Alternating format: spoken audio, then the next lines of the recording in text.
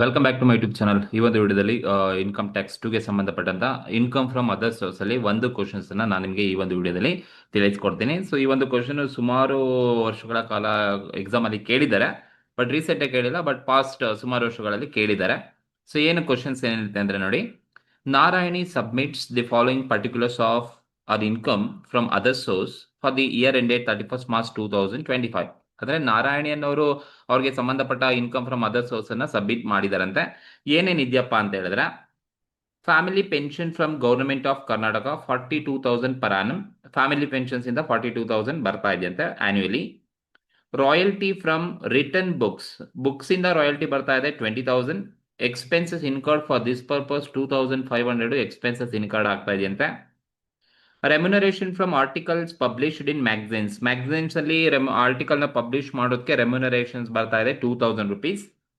Cash worth rupees 1 lakh was found in her private locker, the sources of which could not be explained by her.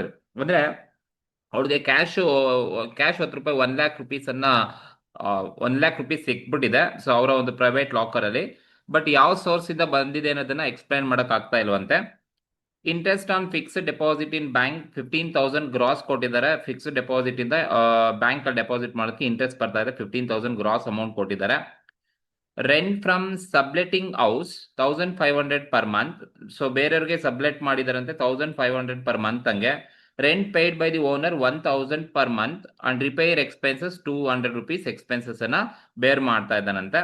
But ಅಲ್ಲಿ ಕೊಟ್ಟರೆ information per month ಇದೆ, ಅದನ್ನ ನೋಡ್ಕೋಬೇಕು correct ಆಗಿ. Winning from lottery 70,000 win ಆಗಿದ್ದಾರೆ net ಅಂತ ಹೇಳಿದ್ದಾರೆ. So ಆ ಲಾಟ್ರಿಯನ್ನ ಪರ್ಚೇಸ್ ಮಾಡ್ಲಿಕ್ಕೆ ಲಾಟ್ರಿ ಟಿಕೆಟ್ ಅನ್ನ ತಗೊಂಡಿದ್ದಾನೆ, 100 ರೂಪಾಯಿ ಕೊಟ್ಟು ತಗೊಂಡಿದ್ದಾನೆ ಅಂತ ಹೇಳಿದ್ದಾರೆ. Winning from horse race 35,000 net amount ಅನ್ನ ಕೊಟ್ಟಿದ್ದಾರೆ. Compute taxable income from other source for the assessment year 25-26ಗೆ ಕ್ಯಾಲ್ಕುಲೇಷನ್ಸ್ ಅನ್ನ ಮಾಡಿ ಅಂತ ಹೇಳಿದ್ದಾರೆ. ಸೊ ನೋಡಿ, ಈ ತರದ ಕ್ವಶನ್ಸ್ ಅನ್ನ ಏನಾದ್ರೂ ಎಕ್ಸಾಮ್ ಅಲ್ಲಿ ಕೇಳಿದ್ರೆ ನೀವು ಈ ತರ ಹೆಡಿಂಗ್ ಹಾಕೊಳ್ಳಿ, computation of taxable income from other source for the assessment year 25-26ಗೆ. ಸೊ ನೋಡಿ, ಅದರ್ ಸೋರ್ಸ್ ಅನ್ನ ಮಾಡ್ತಕ್ಕಂಥದ್ದು ತುಂಬಾ ಈಸಿ. ಒನ್ ಬೈ ಒನ್ ಹೋಗೋಣ. ಫಸ್ಟ್ ಏನ್ ಕೊಟ್ಟಿದ್ದಾರೆ ನೋಡ್ಕೊಂಡು ನೋಡಿ. ಮೊದಲನೇ ಪಾಯಿಂಟ್ ಏನ್ ಕೊಟ್ಟಿದ್ರಪ್ಪ ಅಂದ್ರೆ, family pension from government of Karnataka. Government of ಕರ್ನಾಟಕದಿಂದ ಫ್ಯಾಮಿಲಿ ಪೆನ್ಷನ್ಸ್ ಅನ್ನ ರಿಸೀವ್ ಮಾಡ್ಕೊಳ್ತಾ ಇದ್ದೀನಿ ಅಂತ ಹೇಳಿದ್ದಾರೆ, ಕರೆಕ್ಟಾ? ಸೊ ಇಲ್ಲಿ ಗವರ್ನಮೆಂಟ್ ಆಫ್ ಕರ್ನಾಟಕದಿಂದ ಫ್ಯಾಮಿಲಿ ಪೆನ್ಷನ್ಸ್ ಅನ್ನ ರಿಸೀವ್ ಮಾಡ್ಕೊಳ್ತಾ ಇದ್ದಾರೆ. ಎಷ್ಟಪ್ಪ ಅಂದ್ರೆ 42,000 ಪರ್ ಆನಮ್. ಒಂದು ವರ್ಷಕ್ಕೆ 42,000 ರಿಸೀವ್ ಮಾಡ್ಕೊಳ್ತಾ ಇದ್ದೀನಿ ಅಂತ ಹೇಳಿದ್ದಾರೆ. ಸೊ ನಿಮ್ಗೆ ಗೊತ್ತಿರಬೇಕು, ಫ್ಯಾಮಿಲಿ ಪೆನ್ಷನ್ಸ್ ರಿಸೀವ್ ಮಾಡ್ಕೊಳ್ತಾ ಇದ್ದೀರಿ ಅಂತ ಕೊಟ್ಟಿದ್ದಾರೆ ಅಂತ ಹೇಳಿದ್ರೆ ಅದರಲ್ಲಿ ನೀವೇನ್ ಲೆಸ್ ಮಾಡ್ಬೇಕಪ್ಪ ಅಂತ ಹೇಳಿದ್ರೆ 1/3 of family pension, 1/3 of family pension or ಅಥವಾ ಮ್ಯಾಕ್ಸಿಮಮ್ ಲಿಮಿಟ್ ಎಷ್ಟಪ್ಪ ಅಂತ ಹೇಳಿದ್ರೆ, ಸೊ ಮ್ಯಾಕ್ಸಿಮಮ್ ಲಿಮಿಟ್ ಬಂದು 15,000. ಸೊ ಇದು ಗೊತ್ತಿರಬೇಕು. ಸೊ ಫ್ಯಾಮಿಲಿ ಪೆನ್ಷನ್ಸ್ ನ ರಿಸೀವ್ ಮಾಡ್ಕೊಳ್ತಾ ಇದೀನಿ ಅಂತ ಕ್ವಶನ್ ಅಲ್ಲಿ ಕೊಟ್ಟಿದ್ದಾರೆ ಅಂದ್ರೆ ಅವ್ರು ಎಷ್ಟಾದ್ರೂ ಕೊಡ್ಲಿ, ಇನ್ನರ್ ಕಾಲಮ್ ಅಲ್ಲಿ ಬರ್ಕೊಳ್ಳಿ. ಅದರಲ್ಲಿ ನೀವೇನ್ ಲೆಸ್ ಮಾಡ್ಬೇಕು ಅಂದ್ರೆ 1/3 ಆಫ್ ಫ್ಯಾಮಿಲಿ ಪೆನ್ಷನ್. ಅಂದ್ರೆ 1/3 ಅಂತ ಹೇಳಿದ್ರೆ ನಿಮ್ಗೆ ಹತ್ರ ಫ್ಯಾಮಿಲಿ ಪೆನ್ಷನ್ಸ್ ಇರೋದು 42,000.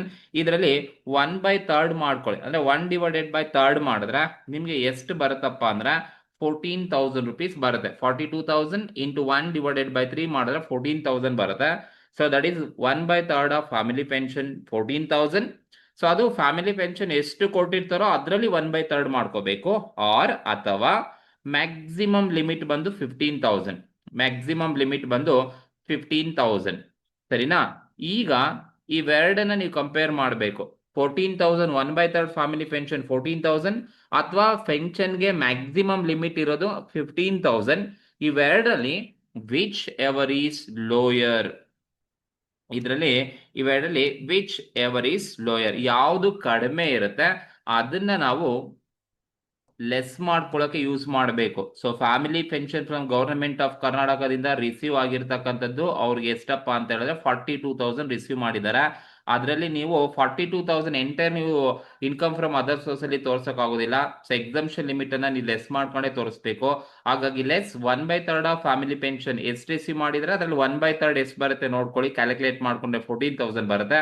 ಅಥವಾ ಮ್ಯಾಕ್ಸಿಮಮ್ ಲಿಮಿಟ್ ಆಫ್ ಫ್ಯಾಮಿಲಿ ಪೆನ್ಷನ್ಗೆ ಮ್ಯಾಕ್ಸಿಮಮ್ ಲಿಮಿಟ್ ಎಷ್ಟಪ್ಪ ಅಂತ ಹೇಳಿದ್ರೆ 15,000 ಬರುತ್ತೆ. ಸೊ ಇವೆರಡರಲ್ಲಿ ಯಾವ್ದು ಕಡಿಮೆ ಇದೆ? 14,000 ಕಡಿಮೆ ಇದೆ. ಸೊ ನಾವು 14,000 ಅನ್ನ ಲೆಸ್ ಮಾಡ್ಕೊಳ್ಳೋಕೆ ತಗೋಬೇಕು. Which ever is lowest should be consider. ಈಗ ನೀವು 42,000 ಅಲ್ಲಿ 14,000 ಅನ್ನ ಲೆಸ್ ಮಾಡ್ಕೊಂಡ್ರೆ, 42 ನಲ್ಲಿ 14,000 ಲೆಸ್ ಮಾಡಿದ್ರೆ ನಿಮ್ಗೆ ಬರ್ತಕ್ಕಂಥದ್ದು ಎಷ್ಟಪ್ಪ ಅಂತ ಹೇಳಿದ್ರೆ 28,000 rupees ಬರುತ್ತೆ. This is what 28,000 is income from family pensions ಇಂದ ಬಂದಿರತಕ್ಕಂಥದ್ದು ಅಂತ. ಸೊ ಈ ತರ ನೀವು family pensions, income from other source ಅಲ್ಲಿ ನೀವೆಲ್ಲೇ ತಗೊಳ್ಳಿ ಇದೇ ತರನೇ ಕ್ಯಾಲ್ಕುಲೇಷನ್ಸ್ ಅನ್ನ ಮಾಡ್ಕೋಬೇಕು. ಎಷ್ಟು ರಿಸೀವ್ ಮಾಡಿದರೆ ಅದ್ರಲ್ಲಿ 1/3 ಮಾಡೋದು ಎಷ್ಟು ಬರುತ್ತೆ, ಮ್ಯಾಕ್ಸಿಮಮ್ ಲಿಮಿಟ್ 15,000. ಅದು ಕ್ವಶನ್ ಅಲ್ಲಿ ಎಲ್ಲಿ ಇರೋದಿಲ್ಲ, ನಿಮಗೆ ಗೊತ್ತಿರಬೇಕು. ಅವೆರಡರಲ್ಲಿ ಯಾವ್ದು ಕಡಿಮೆ ಇದೆಯೋ ಅದನ್ನ ತಗೊಂಡು ಲೆಸ್ ಮಾಡ್ಕೊಂಡು ಔಟರ್ ಕಾಲಮ್ ಅಲ್ಲಿ ತಗೊಳ್ಳಿ. ಇದು ಮೊದಲನೇ ಪಾಯಿಂಟ್. ದೆನ್ ಎರಡನೇ ಪಾಯಿಂಟ್ ಏನ್ ಹೇಳುತ್ತಪ್ಪ ಅಂತ ಹೇಳಿದ್ರೆ, ರಾಯಲ್ಟಿ ಫ್ರಮ್ ಬುಕ್ಸ್ ರಿಟರ್ನ್. ಅಂದ್ರೆ ರಾಯಲ್ಟಿ ಫ್ರಮ್ ಬುಕ್ಸ್ ರಿಟರ್ನ್ ಅಂದ್ರೆ ಈ ಒಬ್ಬ ಅಸೆಸಿ ಯಾರಿದ್ದಾರೆ ಅವ್ರಿಗೆ ರಾಯಲ್ಟಿ ಬರ್ತಾ ಇದೆ. That is royalty received from books ಇಂದ ರಾಯಲ್ಟಿಯನ್ನ ರಿಸೀವ್ ಮಾಡ್ತಾ ಇದ್ದಾರೆ. ಎಷ್ಟಪ್ಪ ಅಂತ ಹೇಳಿದ್ರೆ ಇನ್ನರ್ ಕಾಲಮ್ ಅಲ್ಲಿ ತಗೊಳ್ತೀನಿ, 20,000 ರಾಯಲ್ಟಿಯನ್ನ ರಿಸೀವ್ ಮಾಡ್ಕೊಳ್ತಾ ಇದ್ದೀನಿ ಅಂತ ಹೇಳಿದಾರೆ. ಈ 20,000 ಏನ್ ರಾಯಲ್ಟಿ ಬರ್ತಾ ಇದೆ ಅದರಲ್ಲಿ ನೀವೇನ್ ಲೆಸ್ ಮಾಡ್ಬೇಕಪ್ಪ ಅಂದ್ರೆ, ಸೊ ಆ ಬುಕ್ಸ್ಗೆ ಅವರು ಎಕ್ಸ್ಪೆನ್ಸಸ್ ಅನ್ನ ಬೇರ್ ಮಾಡಿದ್ದಾರೆ. That is expenses incurred for this purpose. ಅವ್ರ ರಾಯಲ್ಟಿಯನ್ನ ಅರ್ನ್ ಮಾಡ್ಲಿಕ್ಕೆ ಎಕ್ಸ್ಪೆನ್ಸಸ್ ಅನ್ನ ಇನ್ಕರ್ಡ್ ಮಾಡ್ತಾ ಇದ್ದಾರೆ. ಸೊ ಹಾಗಾಗಿ ಲೆಸ್ ಎಕ್ಸ್ಪೆನ್ಸಸ್ ಇನ್ಕರ್ಡ್ ಎಷ್ಟಾಗಿರೋದಪ್ಪ ಅಂದ್ರೆ 2,500 ಎಕ್ಸ್ಪೆನ್ಸಸ್ ಬೇರ್ ಮಾಡಿದಾರಂತೆ. ಸೊ ಹಾಗಾಗಿ ಆ ಎಕ್ಸ್ಪೆನ್ಸಸ್ ಅನ್ನ ಲೆಸ್ ಮಾಡ್ಕೊಂಡು ತಗೊಂಡ್ರೆ ಸೊ ಅವ್ರಿಗೆ ಎಷ್ಟು ಅಮೌಂಟ್ ಬರುತ್ತಪ್ಪ ಅಂತ ಹೇಳಿದ್ರೆ ಇನ್ನ 17,500 ರಾಯಲ್ಟಿ ಫ್ರಮ್ ಬುಕ್ಸ್ ನಿಮ್ಗೆ ಸಿಗ್ತಾ ಆಗುತ್ತೆ. ಸೊ ಇದು ಎರಡನೇ ಪಾಯಿಂಟ್ ಇರ್ತಕ್ಕಂಥದ್ದು. ದೆನ್ ಥರ್ಡ್ ಪಾಯಿಂಟ್ ಏನಿದೆಯಪ್ಪ ಅಂದ್ರೆ, ಥರ್ಡ್ ಪಾಯಿಂಟ್ ಬಂದು remuneration from articles published in magazines. ನೋಡಿ, ಮ್ಯಾಗಝಿನ್ಸ್ ಅಲ್ಲಿ ಆರ್ಟಿಕಲ್ಸ್ ನ ಪಬ್ಲಿಷ್ ಮಾಡಿರೋದಕ್ಕೆ ಸೊ ಇವ್ರಿಗೆ ರೆಮ್ಯುನರೇಷನ್ಸ್ ಬರ್ತಾ ಇದೆ. ಸೊ ಎಷ್ಟು ಸಿಗ್ತಾ ಇದೆಯಪ್ಪ ಅಂದ್ರೆ 2,000 rupees ಇನ್ಕಮ್ ಬರ್ತಾ ಇದೆ. ಸೊ 2,000 rupees ಡೈರೆಕ್ಟ್ ಆಗಿ ಔಟರ್ ಕಾಲಮ್ ಅಲ್ಲಿ ತಗೊಳ್ತೀನಿ, ಯಾವುದೇ ಎಕ್ಸ್ಪೆನ್ಸ್ ಇಲ್ಲ ಲೆಸ್ ಮಾಡ್ಲಿಕ್ಕೆ. ಸೊ ಹಾಗಾಗಿ ಡೈರೆಕ್ಟ್ ಆಗಿ ರೆಮ್ಯುನರೇಷನ್ ಫ್ರಮ್ ಆರ್ಟಿಕಲ್ಸ್ ಪಬ್ಲಿಷ್ಡ್ ಇಂದ ಏನ್ ಸಿಗುತ್ತೆ ಮ್ಯಾಗಝಿನ್ಸ್ ಇಂದ ಅದು ಡೈರೆಕ್ಟ್ ಆಗಿ ತಗೊಳ್ಳಿ. ನಾಲ್ಕನೇದು ಬಂದ್ಬಿಟ್ಟು so cash worth ₹1 lakh was found. ನೋಡಿ, ಕ್ಯಾಶ್ 1 ಲಕ್ಷನ ಫೌಂಡ್ ಮಾಡಿದ್ದಾರೆ. ಇನ್ನರ್ ಪ್ರೈವೇಟ್ ಲಾಕರ್ ಅಲ್ಲಿ ಇರ್ತಕ್ಕಂಥ 1 lakh rupees ಅನ್ನ ಫೈಂಡ್ ಔಟ್ ಮಾಡಿದ್ದಾರೆ. ಬಟ್ ಯಾವ ಸೋರ್ಸ್ದು ಅಂತ ಹೇಳ್ಬಿಟ್ಟು ಅವ್ರಿಗೆ ಎಕ್ಸ್ಪ್ಲೈನ್ ಮಾಡಕ್ಕೆ ಆಗ್ತಾ ಇಲ್ಲ ಅಂತ ಹೇಳಿದ್ದಾರೆ. So sources of which could not be explain by her. So ಯಾವ ಸೋರ್ಸ್ ಇದರಿಂದ ಬಂದಿದೆ ಅಂತ ಗೊತ್ತಿಲ್ಲ. ಬಟ್ 1 lakh rupees ಅವ್ರಿಗೆ ಪ್ರೈವೇಟ್ ಲಾಕರ್ ಅಲ್ಲಿ ಸಿಕ್ಕಿದೆ. ಸೊ ಹಾಗಾಗಿ ಯಾವ ಸೋರ್ಸ್ ಅಂತ ಹೇಳಕ್ ಆಗ್ತಾ ಇಲ್ಲ ಅಂತ ಹೇಳಿರೋದ್ರಿಂದ that is income from undisclosed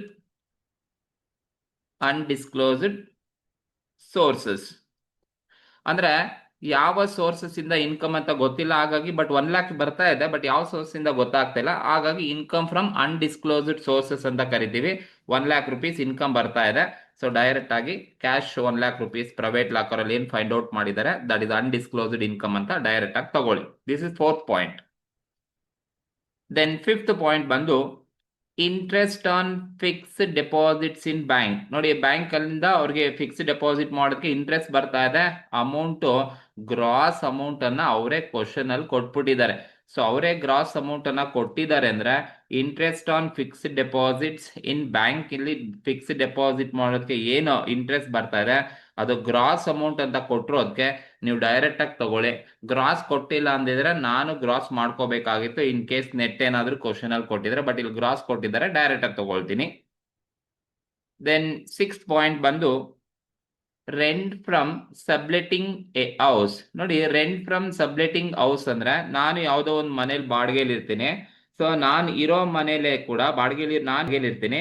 so ನಾನು ಏನ್ ಬಾಡಿಗೆ ಮನೇಲಿ ಇರ್ತೀನಿ ಆ ಮನೆಯನ್ನ ಇನ್ನೊಬ್ಬ ವ್ಯಕ್ತಿಗೆ ನಾನು ಸ್ವಲ್ಪ ಅರ್ಧ ಪೋರ್ಷನ್ಸ್ ಅನ್ನ ಅವ್ರಿಗೆ ಬಾಡಿಗೆ ಕೊಟ್ಟಿರ್ತೀನಿ ಅಂತ ಅರ್ಥ, ಸರಿನಾ? ಅದನ್ನ ನಾವು ಸಬ್ಲೆಟಿಂಗ್ ಅಂತ ಕರಿತೀವಿ. ಸೊ ಹಾಗಾಗಿ ರೆಂಟ್ ಫ್ರಮ್ ಸಬ್ಲೆಟಿಂಗ್ ಹೌಸ್ ಎಷ್ಟಪ್ಪ ಅಂತ ಹೇಳಿದ್ರೆ 1,500 ಪರ್ ಮಂತ್. ಅಂದ್ರೆ ಒಂದು ತಿಂಗಳಿಗೆ 1,500 ಅಂತೆ, ಸರಿನಾ? ಒಂದು ತಿಂಗಳಿಗೆ 1,500 ಆದ್ರೆ ವಾಟ್ ಅಬೌಟ್ ಫಾರ್ 12 months? 12 monthsಗೆ ಎಷ್ಟಾಗುತ್ತಪ್ಪ ಅಂತ ಹೇಳಿದ್ರೆ ಎಷ್ಟಾಗುತ್ತಪ್ಪ ಅಂದ್ರೆ 18,000 rupees ಆಗುತ್ತೆ. ಒಂದ್ ತಿಂಗಳಿಗೆ 1,500 ಆದ್ರೆ 12 monthsಗೆ 18,000 ಸಬ್ಲೆಟಿಂಗ್ ಹೌಸ್ಗೆ ರೆಂಟ್ ಬರ್ತಕ್ಕಂಥದ್ದು. That is rent from subletting house. But ಇದ್ರಲ್ಲಿ ಏನಾಗುತ್ತೆ ಅಂತ ಹೇಳಿದ್ರೆ, ಸೊ ಆ ಓನರು ಒರಿಜಿನಲ್ ಓನರ್ಗೆ ಎಷ್ಟು ರೆಂಟ್ ಅನ್ನ ಪೇಮೆಂಟ್ ಮಾಡ್ತಾನೆ ಅಂತೆ, so 1,000 rupees per month payment ಮಾಡಬೇಕು. ಮತ್ತೆ ರಿಪೇರ್ ಎಕ್ಸ್ಪೆನ್ಸಸ್ 200 ಬರುತ್ತಂತೆ. ಸೊ ಹಾಗಾಗಿ ರೆಂಟ್ ಫ್ರಮ್ ಸಬ್ಲೆಟಿಂಗ್ ಹೌಸ್ ಅಲ್ಲಿ ನೀವೇನ್ ಲೆಸ್ ಮಾಡ್ಬೇಕಪ್ಪ ಅಂದ್ರೆ, ಲೆಸ್, ಈಗ ನಾನು ಬಾಡಿಗೆ ಮನೇಲಿ ಇದ್ದೀನಿ, ನಾನು ಒರಿಜಿನಲ್ ಓನರ್ಗೆ ಬಾಡಿಗೆ ಕೊಡಬೇಕು. ಬಟ್ ನಾನು ಬಾಡಿಗೆ ಮನೇಲಿ ಇರ್ತಕ್ಕಂಥ ಮನೇಲೆ ಇನ್ನೊಬ್ಬ ವ್ಯಕ್ತಿಗೆ ನಾನು ಬಾಡಿಗೆ ಕೊಟ್ಟಿದ್ದೀನಿ, ಅವನಿಂದ ನನಗೆ ಇನ್ಕಮ್ ಬರ್ತಾ ಇದೆ. That is rent from subletting house ಅಂತ ಕರಿತೀವಿ. ಬಟ್ ನಾನೇನ್ ಮಾಡ್ಬೇಕು ಅಂದ್ರೆ, less rent paid to owner, ಓನರ್ಗೆ ರೆಂಟ್ ಅನ್ನ ಪೇಮೆಂಟ್ ಮಾಡ್ತಾ ಇದ್ದೀನಿ. ಸರಿನಾ? ಎಷ್ಟು ಪೇಮೆಂಟ್ ಮಾಡ್ತಾ ಇದ್ದು? 1,000 ಪೇಮೆಂಟ್ ಮಾಡ್ತೀನಿ ಒಂದು ತಿಂಗಳಿಗೆ. ಇಂಟು 12 ಮಾಡ್ಕೊಂಡ್ರೆ ನಾನು 12,000 rupees ರೆಂಟ್ ಅನ್ನ ಓನರ್ಗೆ ಕೊಡಬೇಕು, ನಾನು ಕೊಡಬೇಕು. ಸೊ ನಾನು ಕೊಡಬೇಕು ಅಂದ್ರೆ ಎಕ್ಸ್ಪೆನ್ಸಸ್ ಆಗುತ್ತೆ, ಹಾಗಾಗಿ ಅದನ್ನ ಮೈನಸ್ ಮಾಡ್ಕೋಬೇಕು. ಜೊತೆಗೆ ನಾನು ಇನ್ನೇನನ್ನ ಲೆಸ್ ಮಾಡ್ಕೋಬೇಕಪ್ಪ ಅಂತ ಹೇಳಿದ್ರೆ, ನನಗೆ ರಿಪೇರ್ ಎಕ್ಸ್ಪೆನ್ಸಸ್ ಕೂಡ ಬರ್ತಾ ಇದೆಯಂತೆ. ಸೊ ರಿಪೇರ್ ಎಕ್ಸ್ಪೆನ್ಸಸ್ ಕೂಡ 200 ರೂಪಾಯಿ ಚಾರ್ಜಸ್ ಆಗ್ತಾ ಇದೆಯಂತೆ. ಹಾಗಾಗಿ ನಾನೇನ್ ಲೆಸ್ ಮಾಡ್ಬೇಕಪ್ಪ ಅಂದ್ರೆ, ರಿಪೇರ್ ಎಕ್ಸ್ಪೆನ್ಸಸ್, ರಿಪೇರ್ ಎಕ್ಸ್ಪೆನ್ಸಸ್ ಎಷ್ಟು ಕೊಟ್ಟಿದಾರಪ್ಪ ಅಂದ್ರೆ 200 rupees ಬರುತ್ತಂತೆ. ಸೊ 200 rupees ರಿಪೇರ್ ಎಕ್ಸ್ಪೆನ್ಸಸ್ ಕೂಡ ನಾನು ಲೆಸ್ ಮಾಡ್ಕೋಬೇಕು. ಈಗ ನನಗೆ ಬರ್ತಾ ಇರೋದು 18,000 ಇನ್ಕಮ್ ಬರ್ತಾ ಇದೆ ಸಬ್ಲೆಟಿಂಗ್ ಇಂದ. ಬಟ್ ನಾನು ಓನರ್ಗೆ 12,000 ಕೊಡಬೇಕು, ಮತ್ತೆ ರಿಪೇರ್ 200 rupees ಬರುತ್ತೆ. ಸೊ ಆ 18,000 ಅಲ್ಲಿ 12,200 ಟೋಟಲ್ ಅಮೌಂಟ್ ಅನ್ನ ನಾನು ಲೆಸ್ ಮಾಡ್ಕೊಂಡ್ರೆ, 12,000 ಪ್ಲಸ್ 200 ಎರಡು ಲೆಸ್ ಮಾಡಿದ್ರೆ ನನಗೆ 5,800 rupees ಏನ್ ಬರುತ್ತೆ. This is rent from subletting ಇಂದ ನನಗೆ ನೆಟ್ ಇನ್ಕಮ್ ಬರೋದು 5,800 ಅಷ್ಟೇ ಬರ್ತಕ್ಕಂಥದ್ದು. ಇದು ಪಾಯಿಂಟ್ ನಂಬರ್ 6 ಅಲ್ಲಿ ಇರ್ತಕ್ಕಂಥದ್ದು. ದೆನ್ 7th ಒನ್ ಹೇಳುತ್ತೆ,